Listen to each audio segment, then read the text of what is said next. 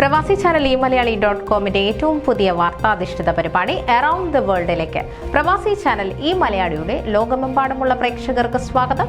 ഞാൻ ഗായത്രി പ്രദീപ്. നോക്കാം ഈ ആഴ്ചയിലെ പ്രധാന വാർത്തകൾ.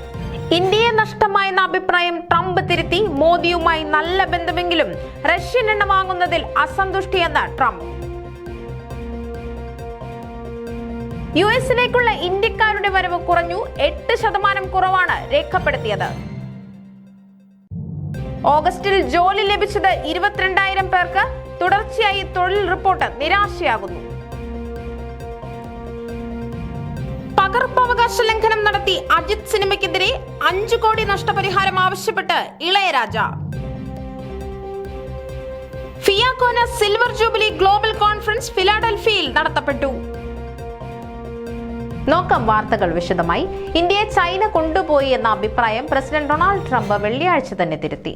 ഇന്ത്യയെ നഷ്ടമായതിൽ ചൈനയെ കുറ്റപ്പെടുത്തുമോ എന്ന് റിപ്പോർട്ടർമാർ ചോദിച്ചപ്പോൾ നഷ്ടമായെന്ന് ഞാൻ കരുതുന്നില്ല എന്നായിരുന്നു അദ്ദേഹത്തിന്റെ മറുപടി. ഇന്ത്യയും റഷ്യയും ചൈന കൊണ്ടുപോയെന്ന് ട്രംപ് നേരത്തെ ട്രൂത്ത് സോഷ്യലിൽ പറഞ്ഞിരുന്നു. പ്രധാനമന്ത്രി നരേന്ദ്രമോദി ചൈനയിലെ ടിയാൻജിനിൽ ഷാങ്ഹായ് ഉച്ചകോടിയിൽ പങ്കെടുക്കുമ്പോൾ റഷ്യൻ ചൈനീസ് പ്രസിഡന്റുമാർക്കൊപ്പം നിൽക്കുന്ന ചിത്രവും ട്രംപ് അതോടൊപ്പം പോസ്റ്റ് ചെയ്തു. വെള്ളിയാഴ്ച തന്നെ അത് തിരുത്തുമ്പോൾ തനിക്ക് മോദിയുമായി വളരെ നല്ല ബന്ധമാണുള്ളതെന്നും ട്രംപ് ഊന്നി പറഞ്ഞു. എന്നാൽ ഇന്ത്യ റഷ്യയിൽ നിന്ന് എണ്ണ വാങ്ങുന്നതിൽ താൻ അസന്തുഷ്ടനാണ്. ഇന്ത്യക്ക് ചുമത്തിയ 50% നല്ല ചൂടുള്ള താരിഫാണെന്ന് ട്രംപ് പറഞ്ഞു. അടുത്ത വർഷം US 250-ാം വാർഷികം ആഘോഷിക്കുമ്പോൾ മയാമിയിൽ നടക്കുന്ന G20 ഉച്ചകോടിക്ക് റഷ്യൻ പ്രസിഡന്റ് പുടിനും ചൈനീസ് പ്രസിഡന്റ് ഷിയും എത്തുന്നത് കാണാൻ തനിക്ക് ആഗ്രഹമുണ്ടെന്ന് ട്രംപ് പറഞ്ഞു. 2 രാജ്യങ്ങളും ഈ കൂട്ടായ്മയിൽ അംഗങ്ങളാണ്. എന്നാൽ യുക്രൈൻ യുദ്ധം ആരംഭിച്ച ശേഷം പുടിൻ പങ്കെടുത്തിട്ടില്ല. ഷി കഴിഞ്ഞ വർഷം ബ്രസീലിലെത്തി. അവർക്ക് താല്പര്യമുണ്ടെങ്കിൽ വരട്ടെ, നിരീക്ഷകരായി വരാം. അവർക്ക് അങ്ങനെ വരാൻ താല്പര്യമുണ്ടോ എന്നെനിക്കറിയില്ല. നമ്മൾ 250-ാം വാർഷികം ആഘോഷിക്കുമ്പോൾ 20 വർഷത്തിന് ശേഷം ഇവിടെ US-ൽ G20 ഉച്ചകോടി നടത്താനുള്ള ബഹുമതി നമുക്ക് ലഭിക്കുന്നു. ഫ്ലോറിഡയിൽ തൻ്റെ ഡോറൽ ഗോൾഫ് റിസോർട്ടിലായിരിക്കും ഉച്ചകോടി നടത്തുകയെന്ന് ട്രംപ് പറഞ്ഞു. എല്ലാവരും ആ സ്ഥലം നിർദ്ദേശിക്കുന്നു. എയർപോർട്ടിന് തൊട്ടടുത്താണ്. ഏറ്റവും നല്ല മനോഹരമായ സ്ഥലം. ആദ്യ ഭരണകാലത്ത് അവിടെ ഉച്ചകോടി നടത്താൻ ശ്രമിച്ച ശേഷം വിമർശനമുണ്ടായപ്പോൾ പിന്മാറിയ ട്രംപ് പറഞ്ഞു, പണമൊന്നും കിട്ടാനില്ല, നമുക്കത് നന്നായി നടത്തണമെന്ന ആഗ്രഹമുണ്ടെന്നത് മാത്രം. ഈ വർഷം നവംബർ 22-23 സൗത്ത് ആഫ്രിക്കയിൽ നടക്കുന്ന ഉച്ചകോടിക്ക് താൻ പോകില്ലെന്ന് ട്രംപ് അറിയിച്ചു.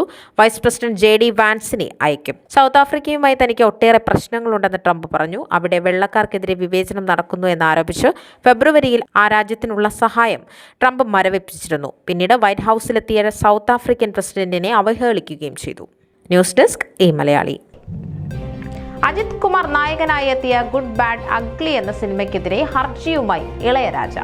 തന്റെ ഗാനങ്ങൾ അനുമതിയില്ലാതെ സിനിമയിൽ ഉപയോഗിച്ചുവെന്നും ഇത് പകർപ്പവകാശ നിയമലംഘനമാണെന്നും ഇളയരാജ ഹർജിയിൽ പറയുന്നു. 5 കോടി രൂപ നഷ്ടപരിഹാരം നൽകണമെന്നാണ് ആവശ്യം. ഹർജി തിങ്കളാഴ്ച പരിഗണിക്കാമെന്ന് ഹൈക്കോടതി അറിയിച്ചിട്ടുണ്ട്. അതേസമയം ഏപ്രിൽ 10-ന് തിയേറ്ററിലെത്തിയ സിനിമയ്ക്കെതിരെ ഏപ്രിൽ 15-ന് ഇളയരാജ വക്കീൽ നോട്ടീസ് അയച്ചിരുന്നു. നഷ്ടപരിഹാരമായി 5 കോടി നൽകണമെന്നും 7 ദിവസത്തിനകം ഗാനങ്ങൾ ചിത്രത്തിൽ നിന്നും നീക്കണമെന്നും നോട്ടീസിൽ ആവശ്യപ്പെട്ടിരുന്നു. News desk Malayali. US-ലേക്ക് യാത്ര ചെയ്ത ഇന്ത്യക്കാരുടെ എണ്ണം 2001-ന് ശേഷം ആദ്യമായി കുറഞ്ഞു.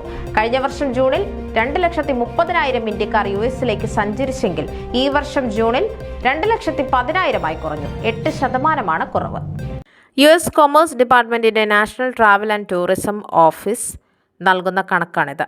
ജൂലൈയിൽ കഴിഞ്ഞ വർഷത്തെ അപേക്ഷിച്ച് 5.5% കുറവുണ്ടെന്നും അവർ പറയുന്നു. അതൊരു ആഗോള പ്രവണതയുടെ ഭാഗമാണെന്നും റിപ്പോർട്ടിൽ പറയുന്നുണ്ട്. ഇന്ത്യക്കാർക്ക് പുറമെയുള്ള യാത്രക്കാരെ കൂടി പരിഗണിക്കുമ്പോൾ അന്താരാഷ്ട്ര യാത്രക്കാരുടെ വരവ് US-ലേക്ക് ജൂണിൽ 6.2% കുറഞ്ഞു. ഫെബ്രുവരിയിൽ 1.9% കുറഞ്ഞിരുന്നു. അന്താരാഷ്ട്ര യാത്രക്കാരിൽ 4-ാം സ്ഥാനമാണ് ഇന്ത്യക്കാർക്ക്. Canada, Mexico, UK, India, Brazil എന്നീ രാജ്യങ്ങളിൽ നിന്നാണ് US-ലേക്ക് ഏറ്റവും അധികം വരവ്. കാനഡയും മെക്സിക്കോയും അതിർത്തി പങ്കിടുന്നതുകൊണ്ട് വിദേശത്തു നിന്ന് വരുന്നവരിൽ 1-ാം സ്ഥാനം ബ്രിട്ടീഷുകാർക്കും 2-ാം സ്ഥാനം ഇന്ത്യക്കാർക്കുമാണ്.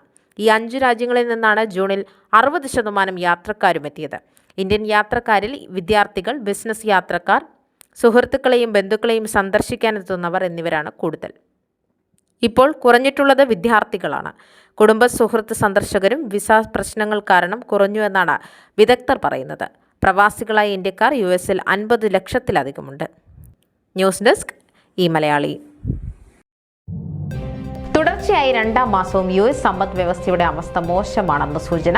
ഓഗസ്റ്റിൽ 22,000 പേർക്കാണ് പുതുതായി തൊഴിൽ ലഭിച്ചതെന്ന് പുതിയ റിപ്പോർട്ടിൽ പറയുന്നു. 75,000 പ്രതീക്ഷിച്ചിരുന്നത്. തൊഴിലില്ലായ്മയുടെ നിരക്ക് 4.3% ഉയർന്നു. തൊഴിലുടമകൾ 13,000 ജോലികൾ കുറച്ചു. 2020 ഡിസംബറിന് ശേഷമുള്ള ആദ്യ റിപ്പോർട്ടാണത്. ലേബർ ഡിപ്പാർട്ട്മെന്റ് ഓഗസ്റ്റിൽ നൽകിയ ഡാറ്റ അനുസരിച്ച് മെയ് മുതൽ ജൂലൈ വരെയുള്ള മാസങ്ങളിൽ തൊഴിൽ ലഭിച്ചവർ 35,000 മാത്രമായിരുന്നു. പുതിയ റിപ്പോർട്ട് കൂടി കണക്കിലെടുക്കുമ്പോൾ 3 മാസത്തെ ശരാശരി 29,000 ആകും. തൊഴിലവസരങ്ങൾ കുറഞ്ഞതുകൊണ്ട് 2 ലക്ഷം പേർ ജോലി അന്വേഷിച്ച് നടക്കുകയാണെന്നാണ് റിപ്പോർട്ടിൽ പറയുന്നത്. ഈ ഘടകങ്ങൾ വേതനം കുറയ്ക്കുകയും ചെയ്യുന്നു. കഴിഞ്ഞ മാസം തൊഴിലവസരങ്ങൾ കുറയുന്നുവെന്ന് ചൂണ്ടിക്കാട്ടിയ bureau of labour statistics director Erika മക്കൻഡർഫറെ പ്രസിഡന്റ് ട്രംപ് പിരിച്ചുവിട്ടു. റിപ്പോർട്ടിൽ രാഷ്ട്രീയ പ്രേരണ ഉണ്ടെന്നാണ് അദ്ദേഹം ആരോപിച്ചത്. എന്നാൽ രാഷ്ട്രീയ സമ്മതം ഇല്ലെന്ന് ഉറപ്പാക്കിയ ഓഗസ്റ്റ് റിപ്പോർട്ടും തകർച്ചയാണ് കാണിക്കുന്നത്. റിപ്പോർട്ട് നിരാശാജനകമാണെന്ന് White House national economic council ഡയറക്ടറും ട്രംപിന്റെ വിശ്വസ്തനുമായ കെവിൻ ഹസറ്റ് സമ്മതിക്കുന്നു. ട്രംപിന്റെ താരിഫുകൾ സമ്പദ്വ്യവസ്ഥയ്ക്ക് ക്ഷീണം ചെയ്യുമെന്ന് ബിസിനസ് രംഗത്തുള്ളവർ ചൂണ്ടിക്കാട്ടിയിരുന്നു. ഇറക്കുമതി ഉൽപ്പന്നങ്ങൾ വിൽക്കുന്ന കമ്പനികൾക്ക് അവയ്ക്ക് വില കൂട്ടേണ്ടി വരും. അപ്പോൾ വാങ്ങുന്നവർ മടിക്കും. കുടിയേറ്റക്കാരെ കൂട്ടത്തോടെ നാടുകടത്തുന്നത് തൊഴിലുടമകളുടെ മേൽ വലിയ സമ്മർദ്ദമായിട്ടുണ്ട്. ജോലി നൽകാൻ അവർ മടിക്കുന്നു. ഉപയോക്താക്കൾ കുറയുന്ന സാഹചര്യത്തിൽ അവർ ഉത്പാദനം കുറയ്ക്കുകയും ചെയ്യുന്നു. News desk Malayali.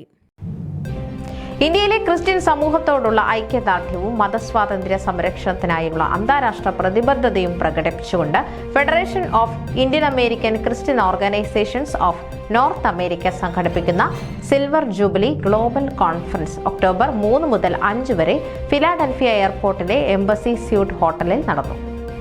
സമ്മേളനത്തിൽ മതസ്വാതന്ത്ര്യവും സാമൂഹിക നീതിയും സംബന്ധിച്ച വർക്ക്ഷോപ്പുകളും പാനൽ ചർച്ചകളും സംഘടിപ്പിക്കപ്പെട്ടു. പ്രമുഖ മത, സാമൂഹിക, രാഷ്ട്രീയ നേതാക്കളുടെ സാന്നിധ്യം കോൺഫറൻസിന്റെ പ്രാധാന്യം വർദ്ധിപ്പിച്ചു. മുഖ്യാതിഥികളിൽ CSI moderator bishop reverend doctor K Reuben Mark, Hibi Eden MP, എഴുത്തുകാരനും ചിന്തകനുമായ doctor K Babu Varghese, national Christian council India doctor K Sampaul, PCNA convener pastor George Stephenson, supreme കോടതി അഭിഭാഷകൻ PA Jose, bishop doctor CV Mathew, bishop doctor John C Itty എന്നിവർ പങ്കെടുത്തു.